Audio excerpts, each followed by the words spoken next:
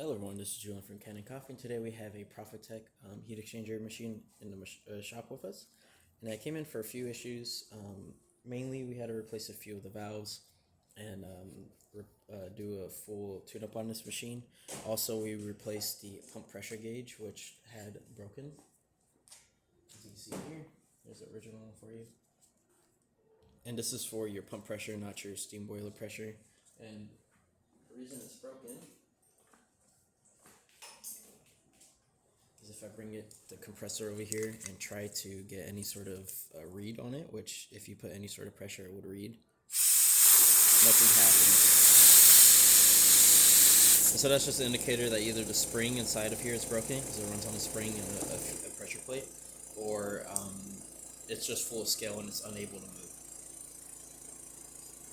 And so after snooping around for a while, because they actually don't make this version of the pressure gauge anymore, the newer one is a black one with different markers, and after finding it, we're able to swap it out, and you should be able to see it work, assuming we have a fine enough grind in the water filter.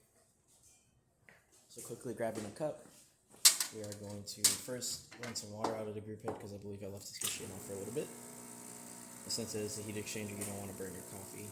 So you just want to run it for about 3 to 5 seconds before putting the water filter in. It's right under, and then we're going to start to brew. And as you can see, instantly we have pressure in the group head. We might not get a lot just because of the test coffee, but oh yeah, we got a good amount. So we're pushing, which you would normally want, which is around 9 to 10 bars. And we're just going to quickly brew the shot. While we're doing that, since it's a heat exchanger, you can run the steam at the same time.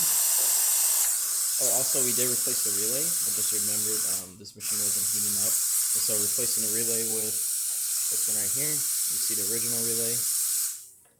Turn this off, and so that the machine can boot up. Since you only have one boiler in there, you only have one relay, and that's in control of the steam boiler and the hot water tap. And then just to quickly test hot water.